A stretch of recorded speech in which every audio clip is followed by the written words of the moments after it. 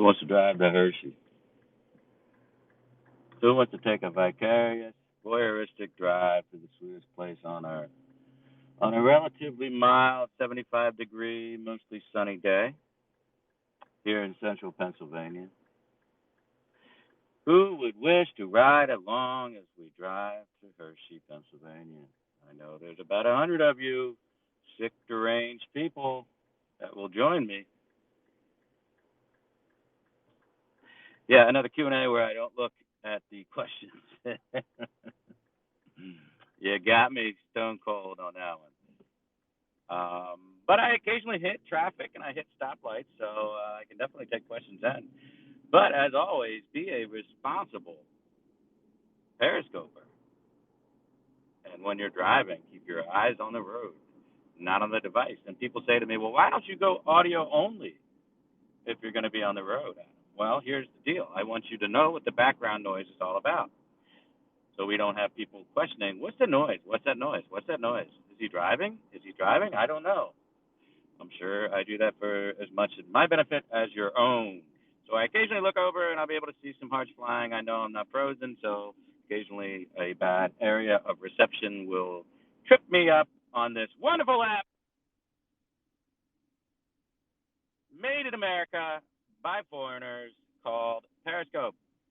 In its infinite wisdom, has decided to strip me of my super broadcaster status, so that's a prerequisite. I have to completely throw that disclaimer in there every single time because I will be announcing some stuff later as far as my appearances on Periscope will go. And not everyone will be happy, but if you're not happy about it, you can just blame Periscope because, honestly, I'm not the only one who's just basically freaking had it. And, there's a certain point you reach where, you got to make some changes.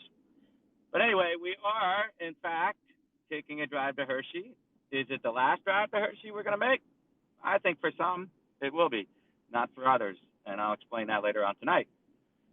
So, am I still going to have the interview about this Brian Sims character with former Representative Mari Gingrich? Yes, I am. I am on the way to do that. So, if you're not interested in learning an update about the situation about Brian Sims at this point, you can always tune back in about an hour or so when I have a quick chat with former Representative Mari Gingrich, who served a couple terms with this guy and had personal interactions with him. And I've got some other updates on that after I talk to her. Maybe I'll let you guys in on. But right now, Brian Sims has triggered a rather intense debate down in the city of Philadelphia about how far you can go in protesting protesters in front of what is considered one of the most prolific murdering of babies clinic in America in downtown Philadelphia. And that was a scene of roughly, I don't know how many people. We'll have to get back to Jack later. Jack Posobiec was covering the protest against the verbal abuse and call for doxing by Representative Brian Sims. And it turned out looked to be at least 1,000 people. I just am eyeballing from the periscopes today. I'll get a better number from Jack later. Maybe later on tonight we can get Jack to call in when I'm on. And maybe you can give us a kind of a reporting from the ground thing on there. It's a pretty big deal because it's national news now. And so as I tweeted out, I got a call from one of my friends in the Harrisburg Democratic Caucus who said the leadership has spoken. They had an emergency leadership call, which is not the end of the world for Brian Sims, unfortunately. But there are members of the Democratic caucus who are not satisfied with his quote-unquote apology and feels that if he does not make a public apology for his actions, then they will call for his resignation. And so leadership is kind of figuring out how they're going to manage this. The Democrats generally stick together a little bit better than the Republicans in the PA House. PA House, if you're so much as accused of anything, you're gone. Time and time again, we see this. With Democrats, they get literally indicted in often cases, as has happened down in the Southeast. And they just stay in office until they are officially expelled because of the indictment or finally they have nowhere else to go, and they just run out of friends. So some people resign, some people don't. Mostly Democrats refuse to resign. I'm looking at you in the Senate there. What the hell's his name? You're an asshole. Everybody hates you. I'll remember his name in a couple minutes. And he sexually assaulted a former employee, and now he's in the Senate. Dalen Leach, Senator Dalen Leach, who has not, after all these months, resigned, even though he's been caught flat out by everybody and called out to resign by everybody. He hasn't. So Brian Sims is going to be a tough nut to crack when it comes to this stuff, but today was a big step in that direction. Democrats don't want to deal with this stuff. It's bad optics. It's bad imagery for them. So they're going to have to, take care of their own side of the aisle on this one. So the latest is that there is a massive, massive protest down there outside of the clinic today. It seems to be some larger groups are on board, including the Susan B. Anthony group. They will not tolerate, obviously attacking 3 teenage girls and the mother of 2 of those girls, and then, of course, offering to pay to have them doxxed so that they can be harassed. This is something that the Democrats wanted to leave behind. This is something that the Democrats did not want to deal with anymore, having people chased out of restaurants, publicly doxxed and harassed. This is something they're really trying to avoid, and Brian Sims just stepped in it in a big way, and that's on him. So I will be working with some folks in Harrisburg to see what we can bring to the Capitol Rotunda by way of letting Brian Sims know that he must resign. This is a very liberal district in Philadelphia, but it is very underrepresented by the African American contingent down there. There's a lot of African Americans that are very upset that Brian Sims is not paying attention to them and is more worried about his own personal causes in the gay community than he is about representing them. And there's been some, I tweeted out a confrontation he had with one such voter. The previous representative there a long time was Babette Joseph. Babette was extremely liberal and just a godless woman that lost to Brian Sims after the second time he ran against her because he was more liberal than her.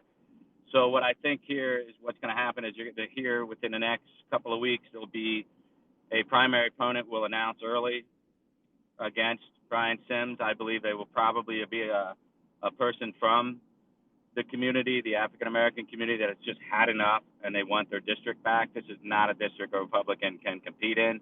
It is not drawn up that way. So it's amazing. As soon as I start talking about Brian Sims, I smell a skunk. So I don't really know what's going on with that. So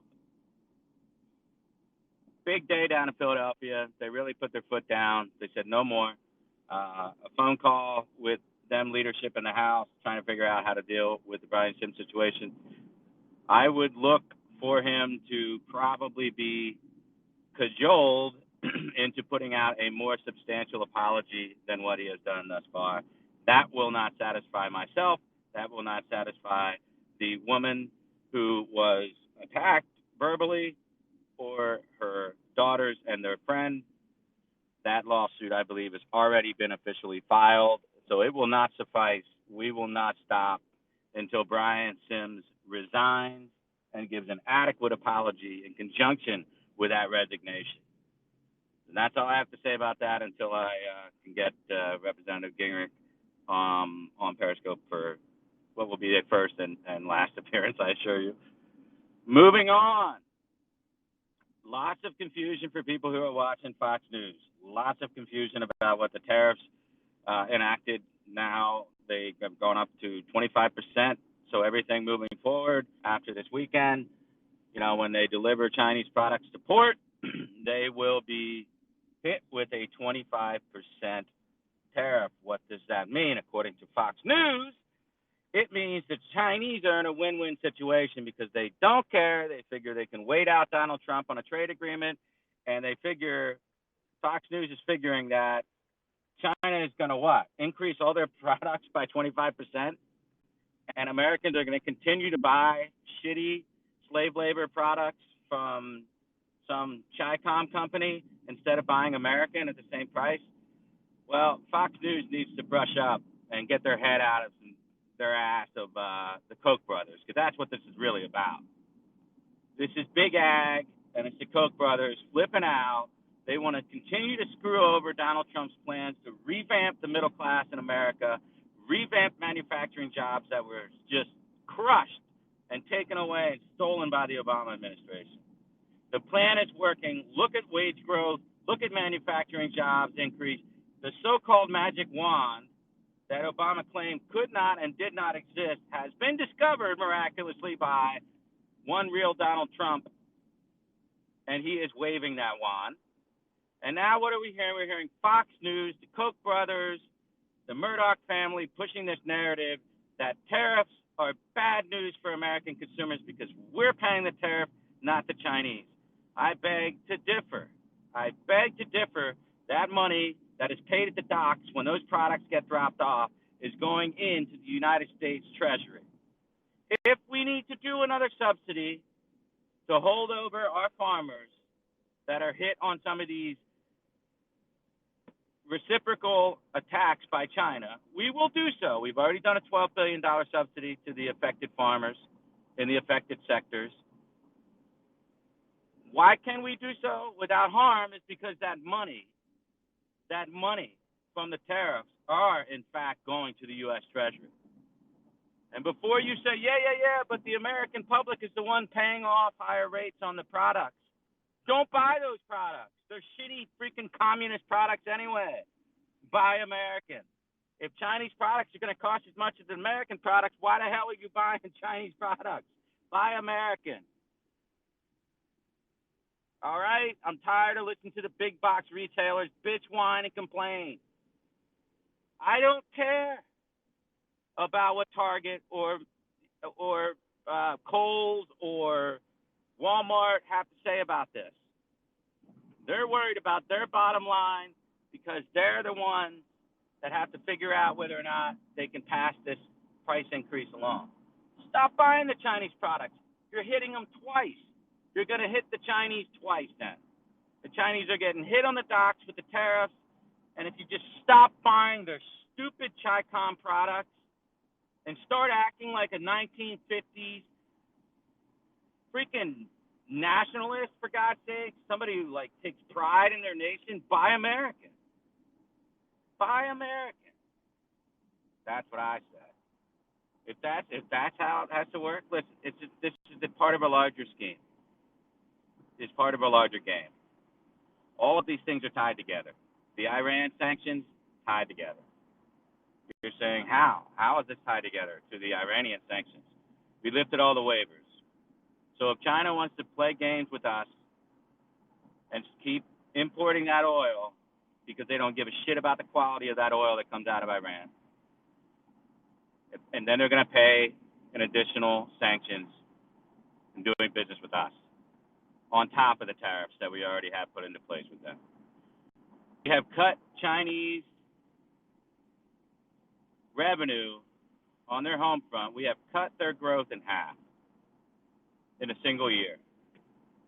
Not even. We have cut their growth in half. Our growth has increased.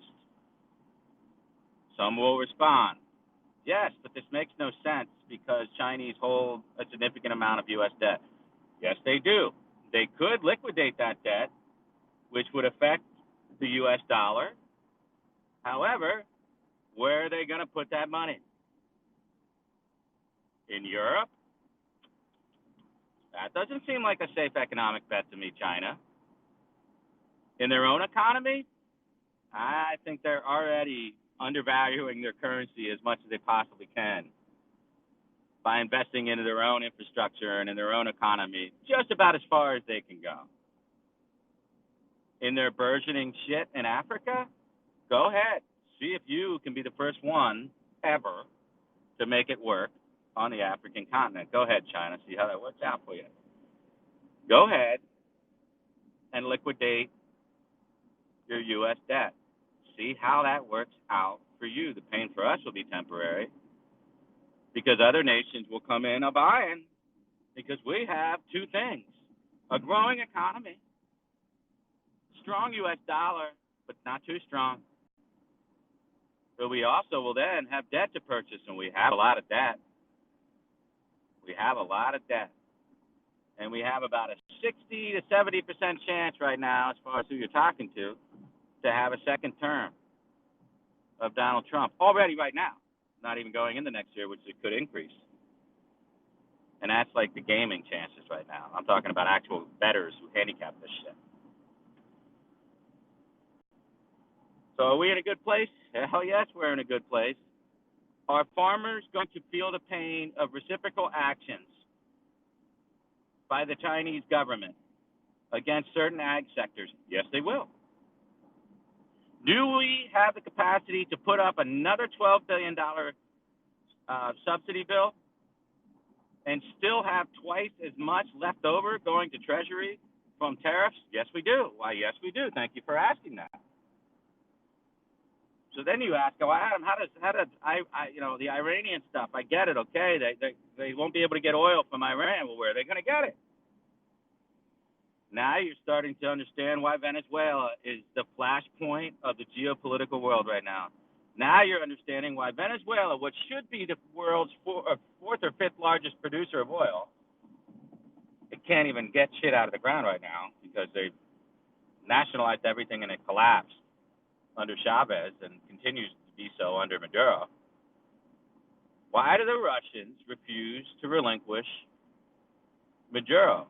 Because they cannot afford to lose access to the oil fields of Venezuela. Because oil, the petro game is a long game. Petro game is not a short game. Petro game is a long game, 2 years, 3 years out. The petrodollar is built on speculators, not on what's coming out of the ground today, but what can come out of the ground 2 years from now. That's called cost considerations. That's how they build in the constraints. That's how they control the barrel market in the world. And guess who is pumping out more than anybody else right now? Yeah, that's right. The United States of America. The United States of America. Guess who's lifting ridiculous, absurd, Obama-era environmental sanctions? The United States of America under real Donald Trump. So China's thinking, well, if we work with Russia and we work with Joe Biden, we can tank this great American economy next year and we can get Donald Trump unelected because, frankly, no one has been harder on Russia than Donald Trump. Because if you watch Donald Trump, the politician, there's one thing for sure you know. What he is saying is the complete opposite of what he is actually doing. And that's an old negotiating skill that he picked up in the business world. He is heaping lavish praise on Vladimir Putin. He is speaking positively about him. Behind the scenes, he is not reversing any sanctions. He is, in fact, increasing sanctions. Geopolitically, he is making life hell for Vladimir Putin, who has nowhere to go and is hanging on by a nail in Venezuela and has been boxed in Syria.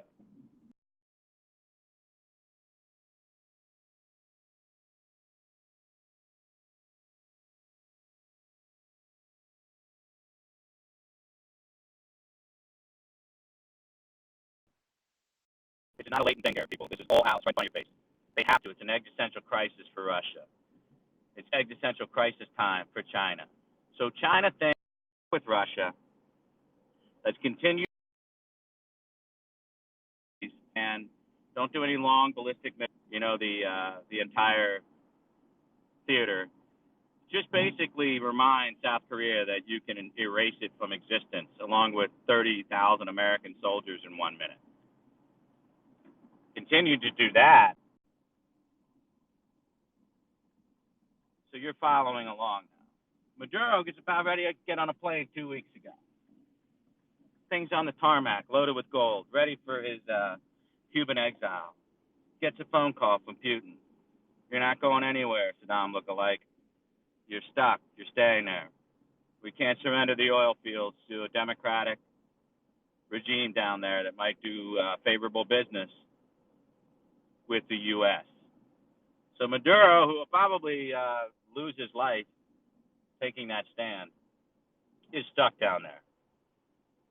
And this is generally where I get spotty, so hopefully I'm not fading out on you right here. It's all tied together. If you do not pressure the Chinese on their own limited growth right now, you are going to be at the behest of the Chinese in an election year. And if you think that conservatives like myself, who have studied economies around this world and our own, if you think I'm going to sit back and let these bought and paid for shills on Fox people that they restrict free trade, and that started